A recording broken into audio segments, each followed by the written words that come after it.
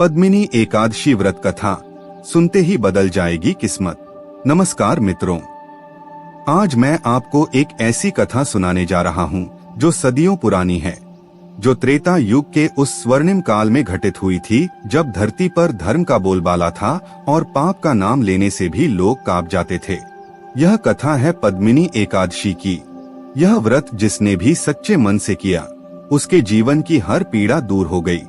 जिसने भी इसे श्रद्धा से सुना, उसके घर में सुख समृद्धि का वास हो गया, और जिसने भी इसे भुला दिया, उसे जीवन भर पछताना पड़ा। तो आइए, बैठिए इत्मीनान से, बंद कर लीजिए अपनी आंखें एक पल के लिए और महसूस कीजिए उस युग की हवा को, उस काल की मिट्टी की सुगंध को, उस समय के भगवान विष्णु की कृपा को, जो आज भी उतनी ही जीवंत है जितनी तब थी। नमस्कार प्रिय दर्शकों, आप सभी का स्वागत है आपके अपने चैनल सनातन लीला में। मित्रों, आज हम आपके लिए एक नई कथा और एक विशेष वीडियो लेकर आए हैं। आज की कहानी ज्ञान, आस्था और प्रेरणा से भरपूर है। कथा आरंभ करने से पहले आपसे एक छोटा सा अनुरोध है। धार्मिक ग्रंथों में माना गया है कि कथा को बीच में छोड़ देना शुभ नहीं होता, इसलिए इसे अंत तक अवश्य सुनें। और यदि आपके हृदय में अपनी माँ के लिए सच्चा सम्मान और प्रेम है, तो इस वीडियो को लाइक करें, चैनल को सब्सक्राइब करें और कमेंट में माँ लिखकर अपना आशीर्वाद जरूर दें। तो आइए, बिना देर किए आरंभ करते हैं आज की यह अद्भुत और प्रेरक कथा। बहुत पुराने समय की बात है। उस युग में, जब सतयुग और त्रेतायुग के बीच की संध्या थी, एक राज्य था जिसका नाम था विदर्भ। विदर्भ एक समृद्ध राज्य था। उसके खेतों में सोना उगता था, उसकी नदियों में मोती बहते थे। लेकिन उस राज्य का राजा कार्तवीर्य एक ऐसे दुख से घिरा था जिसे न धन से खरीदा जा सकता था, न शक्ति से जीता जा सकता था।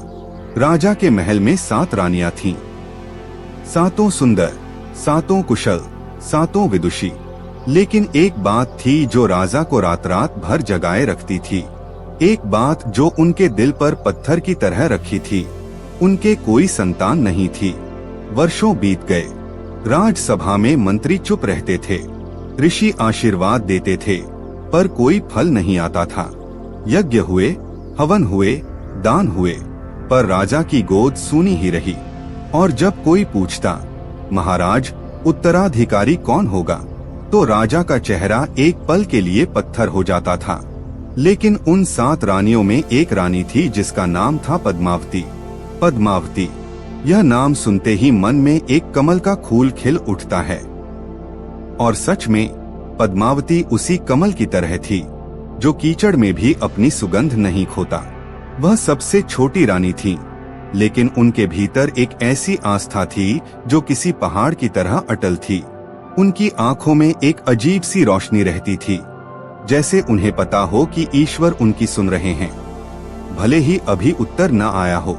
पद्मावती हर दिन भगवान विष्णु की उपासना करती थीं। सुबह जब सूरज पूरी तरह उगा भी नहीं होता था, पद्मावती अपने छोटे से मंदिर में बैठ जाती थीं। शंख की आवाज से उनका दिन शुरू होता था। तुलसी के पत्ते, कमल के फूल, चंदन का लेप, सब कुछ उनके हाथों से होता था। बाकी रानियां कभी कभी हंसती थीं। इतना पूजा पाठ करने से क्या होगा, राजा तो हमारा भी है, संतान हमें भी चाहिए। लेकिन ईश्वर ने सुना तो किसी की भी नहीं। पद्मावती मुस्कुराती रहती थीं। उनकी मुस्कुराहट में कोई घमंड नहीं था, कोई जिद नहीं थी, बस एक विश्वास था जो पानी की तरह शांत था, लेकिन पत्थर को भी काट सकता था। एक दिन की बात है। विदर्भ के जंगलों के उस पार एक आश्रम था। वहाँ रहते थे महर्षि कौंडिन्य। कौंडिन्य ऋषि बहुत ज्ञानी थे। वेद, उपनिषद, पुराण सब उनके कंठस्थ थे। लेकिन उनकी सबसे बड़ी विशेषता यह थी कि वे किसी के दुख को अनदेखा नहीं कर सकते थे। पद्मावती उन्हीं महर्षि के आश्रम में गई, पैदल, बिना किसी सेवक के, बिना किसी राजसी ठाट के। उन्होंने साधारण वस्त्र पहने थे, एक साधारण स्त्री की तरह। जब वे आश्रम पहुंची, महर्षि कौंडिन्य ध्यान में थे। पद्मावती वहीं बैठ गईं, मिट्टी पर। और प्रतीक्षा करती रहीं। घड़ियां बीतीं। जब महर्षि ने आंखें खोली तो उन्होंने देखा एक स्त्री उनके सामने हाथ जोड़े बैठी है। उनकी आंखों में आंसू नहीं थे, लेकिन उनके भीतर एक गहरा दर्द था जो एक अनुभवी ऋषि की आंखें तुरंत पहचान लेती हैं। महर्षि बोले, देवी, कौन हो तुम और यहाँ क्यों आई हो? पद्मावती ने सिर झुकाया और बोली, महर्षि, मैं विदर्भ की रानी पद्मावती हूँ, लेकिन आज मैं किसी राजमहल की रानी बनकर नहीं आई। आज मैं एक ऐसी स्त्री बनकर आई हूँ जिसकी गोद सूनी है, जिसके राजा का कोई उत्तराधिकारी नहीं है। मुझे नहीं पता कि मैंने पिछले जन्म में कौन सा पाप किया था जो इस जन्म में इतना बड़ा दंड भोग रही हूँ। लेकिन महर्षि, मेरा विश्वास है कि ईश्वर दयालु हैं। आप मुझे कोई मार्ग बताइए। महर्षि ने गहरी दृष्टि से उन्हें देखा और फिर वे मुस्कुराए। यह मुस्कुराहट किसी सामान्य मुस्कुराहट जैसी नहीं थी, इसमें हजारों वर्षों का ज्ञान था। महर्षि बोले, देवी पद्मावती, तुम्हारी आस्था ने आज तुम्हें यहाँ तक लाया है, और यही आस्था तुम्हें उस द्वार तक ले जाएगी जहाँ स्वयं भगवान विष्णु खड़े हैं। लेकिन पहले मुझे बताओ, क्या तुम व्रतोपवास कर सकती हो? क्या तुम एक ऐसे व्रत को धारण कर सकती हो जो कठिन है, लेकिन जिसका फल इस पूरे ब्रह्मांड में सबसे महान है? पद्मावती ने बिना एक पल की देरी के कहा, महर्षि, यदि उस व्रत के बदले में मेरे राजा के घर में खुशियां आ सकती हैं, तो मैं अपना पूरा जीवन उस व्रत को समर्पित कर दूंगी। और तब महर्षि कौंडिन्य ने उन्हें बताया। उन्होंने बताया पद्मिनी एकादशी के बारे में। महर्षि की वाणी शांत थी, लेकिन उनके शब्दों में एक अलग ही शक्ति थी, जैसे जब नदी शांत बहती है, लेकिन उसकी गहराई में पत्थर भी घुल जाते हैं। महर्षि ने कहा, देवी सुनो, यह कथा बहुत पुरानी है, इतनी पुरानी कि इसे स्वयं ब्रह्मा जी ने नारद मुनि को सुनाई थी। और फिर उन्होंने कथा शुरू की। बहुत बहुत समय पहले, जब देवता और असुर अभी भी एक ही आकाश के नीचे रहते थे, एक राजा था जिसका नाम था कार्तवीर्य अर्जुन। नहीं, वही कार्तवीर्य नहीं, यह एक अलग राजा था। इस कथा का राजा था राजा महीजित। राजा महीजित के राज्य में एक समय भयंकर अकाल पड़ा, और यह कोई सामान्य अकाल नहीं था। 3 साल तक वर्षा नहीं हुई, खेत सूख गए, नदियां सिकुड़ गईं, जंगलों में पशु मरने लगे, प्रजा रोने लगी, बच्चे भूख से बिलखते थे। माएं अपने बच्चों को छाती से लगाए रोती थीं, क्योंकि उनके पास दूध नहीं था। बूढ़े लोग मंदिरों में जाकर बैठ जाते थे और कहते थे, भगवान, अब हमें उठा लो, इस धरती पर और जीने की ताकत नहीं बची। राजा महीजित के लिए यह सब असहनीय था। वे रात रात भर नहीं सोते थे। उनके महल में भी भोजन था, लेकिन जब उनकी प्रजा भूखी हो तो राजा का भोजन उन्हें जहर लगता था। वे ऋषियों के पास गए। उन्होंने पूछा, मेरे राज्य में यह अकाल क्यों है? मेरी प्रजा क्यों कष्ट भोग रही है? मैंने क्या पाप किया? ऋषियों ने ध्यान किया, और जो उन्होंने देखा वो बहुत दुखद था। उन्होंने राजा को बताया। राजा महीजित के पिछले जन्म की बात थी। पिछले जन्म में वे एक व्यापारी थे। एक दिन वे यात्रा कर रहे थे। तेज धूप थी। वे एक तालाब के पास आए जहां एक गाय अपने बछड़े के साथ पानी पी रही थी। व्यापारी को तेज प्यास लगी थी। उसने गाय को हटाया, खुद पानी पिया, लेकिन उसने बछड़े को पानी नहीं पीने दिया। बछड़ा प्यासा रह गया। बस यही एक पाप था, एक पल की लापरवाही, एक पल की स्वार्थपरता, और उस एक पल ने अगले जन्म में पूरे राज्य को अकाल दे दिया। राजा महीजित ने यह सुनकर अपना सिर पकड़ लिया। वे रोने लगे। उन्होंने कहा, ऋषिवर, अब क्या होगा? मेरी प्रजा मर रही है। मैं अपने इस पाप का प्रायश्चित कैसे करूं? ऋषियों ने एक दूसरे को देखा। फिर उन्होंने कहा, राजन, एक मार्ग है, पद्मिनी एकादशी। महर्षि कौंडिन्य ने जब यह नाम लिया तो पद्मावती ने महसूस किया जैसे कमरे में अचानक एक अलग ही सुगंध आ गई हो, जैसे हवा में कुछ पवित्र घुल गया हो। महर्षि ने आगे कहा, पद्मिनी एकादशी, यह वह एकादशी है जो केवल अधिक मास में आती है, और अधिक मास वह विशेष मास है जो हर 3 वर्ष में एक बार आता है। इसीलिए इस एकादशी का महत्व सामान्य एकादशियों से कई गुना अधिक है। भगवान विष्णु ने स्वयं कहा है, जो व्यक्ति पद्मिनी एकादशी का व्रत रखता है उसके 7 जन्मों के पाप नष्ट हो जाते हैं, उसे मोक्ष की प्राप्ति होती है, उसके घर में धन, वंश, सुख और समृद्धि आती है। मृत्यु के बाद वह सीधे विष्णुलोक को जाता है। और यह व्रत केवल व्रत नहीं है, यह एक संपूर्ण साधना है। महर्षि ने बताया, इस व्रत में दशमी की रात से ही तैयारी शुरू होती है। रात को शुद्ध मन से सोना होता है। एकादशी की सुबह सूर्योदय से पहले उठना होता है, स्नान करना होता है ठंडे पानी से, पवित्र मन से। फिर भगवान विष्णु की प्रतिमा के सामने बैठना होता है। पूजा में तुलसी के पत्ते अनिवार्य हैं, क्योंकि तुलसी भगवान विष्णु को उतनी ही प्रिय है जितनी भक्त को मोक्ष। कमल के फूल, पीले वस्त्र, चंदन, अक्षत, धूप, दीप, सब कुछ श्रद्धा से अर्पित करना होता है। पूरे दिन उपवास रहना होता है, कुछ भी नहीं खाना होता, अन्न तो बिल्कुल नहीं, जल भी केवल एक बार। रात को जागरण करना होता है, भगवान विष्णु के नाम का जप करते हुए, उनकी कथाएं सुनते हुए, उनके भजन गाते हुए। और द्वादशी की सुबह व्रत का समापन किसी ब्राह्मण को भोजन कराकर दान दक्षिणा देकर होता है। यह व्रत जो भी करे, पुरुष हो, स्त्री हो, वृद्ध हो, युवा हो, भगवान विष्णु उनकी मनोकामना अवश्य पूर्ण करते हैं। पद्मावती ने सब सुना, और जब महर्षि चुप हुए, पद्मावती ने केवल इतना कहा, महर्षि मुझे विधि बताइए, मैं यह व्रत करूंगी। महर्षि मुस्कुराए। उन्होंने कहा, देवी एक बात याद रखो, यह व्रत केवल शरीर का व्रत नहीं है, यह मन का व्रत है। इसमें न केवल अन्न का त्याग है, बल्कि क्रोध, ईर्ष्या, लोभ, अहंकार, इन सब का भी त्याग है। यदि तुम इस व्रत को सच्चे मन से करोगी तो भगवान विष्णु स्वयं तुम्हारी पुकार सुनेंगे। पद्मावती ने प्रणाम किया और वापस लौट गईं। उस दिन के बाद पद्मावती बदल गईं। अधिक मास आने में अभी कुछ समय था, लेकिन पद्मावती ने उसी दिन से तैयारी शुरू कर दी, और फिर वह दिन आया।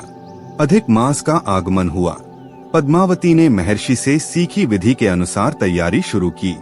दशमी की रात उन्होंने हल्का भोजन किया। रात को भगवान विष्णु का ध्यान करते हुए लेटी। नींद नहीं आई, लेकिन वे व्याकुल नहीं हुई। उन्होंने मन ही मन विष्णु सहस्र नाम का जाप करती रहीं। एकादशी की सुबह अभी अंधेरा था जब पद्मावती उठ गईं। उन्होंने स्नान किया, पीले वस्त्र पहने, माथे पर चंदन का तिलक लगाया। फिर वे उस छोटे से मंदिर में गईं, जो उनके कक्ष के पास था। भगवान विष्णु की प्रतिमा के सामने बैठीं और दीपक जलाया। उन्होंने कहा, प्रभु मुझे नहीं पता कि आप सुन रहे हैं या नहीं, लेकिन मेरा विश्वास है कि आप सुनते हैं। मुझे अपने लिए कुछ नहीं चाहिए, न धन, न यश, न स्वर्ग। मुझे बस यह चाहिए कि मेरे राजा का वंश आगे बढ़े, उनकी प्रजा को सुख मिले, और जो भी पाप मैंने किए हों, जाने अनजाने में, वे माफ हो जाएं।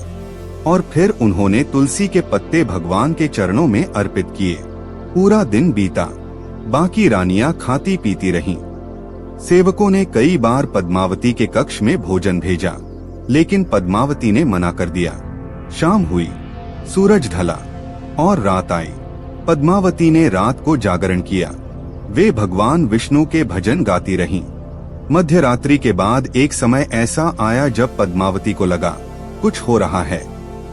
मंदिर में अचानक एक अलग ही रोशनी आई, न दीपक की रोशनी, कुछ और, एक नीलवर्ण आभा, जैसे आसमान रात को और गहरा हो जाता है, उसी नीलिमा जैसी।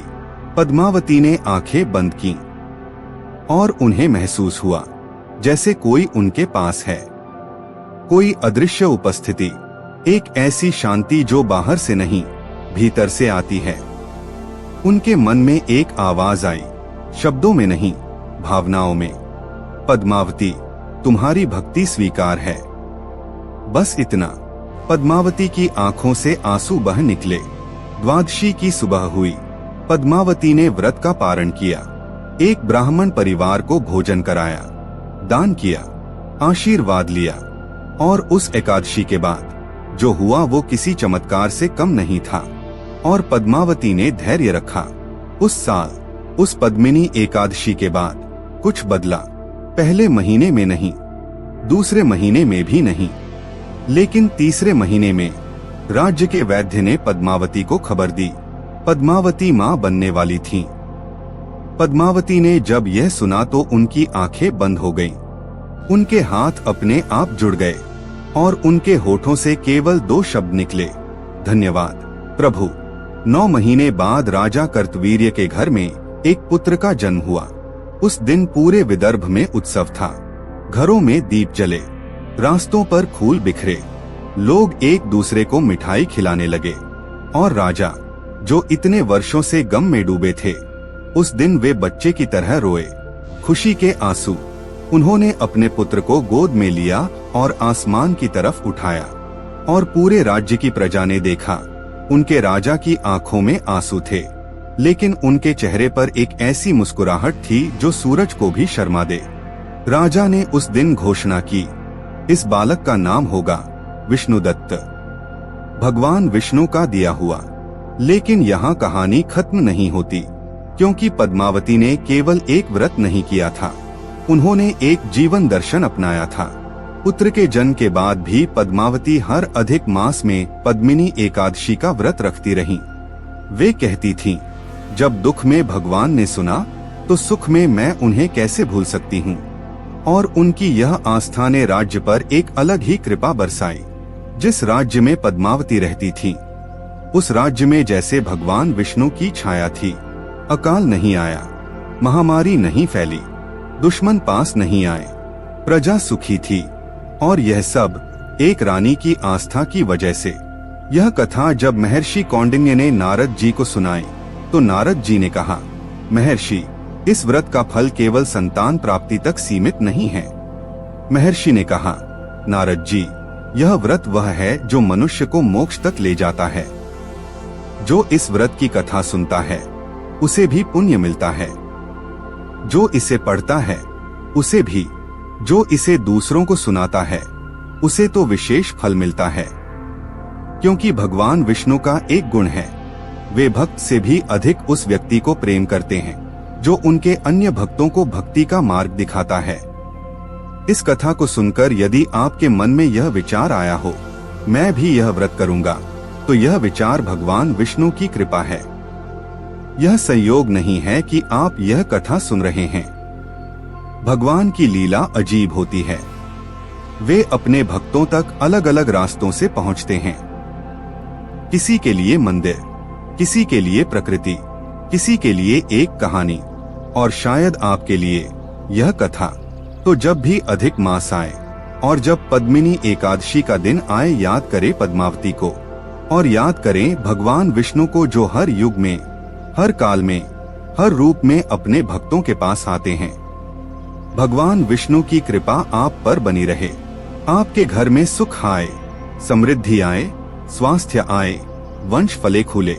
आपके जीवन में जो भी दुख है वह इस पद्मिनी एकादशी के व्रत से नष्ट हो। और जब आप यह व्रत करें, एक पल के लिए याद करें उन सभी लोगों को जो इस दुनिया में दुख में हैं। उनके लिए भी प्रार्थना करें, क्योंकि जो दूसरों के लिए मांगता है उसे भगवान सबसे पहले देते हैं। जय भगवान विष्णु, जय पद्मिनी एकादशी, जय मां लक्ष्मी।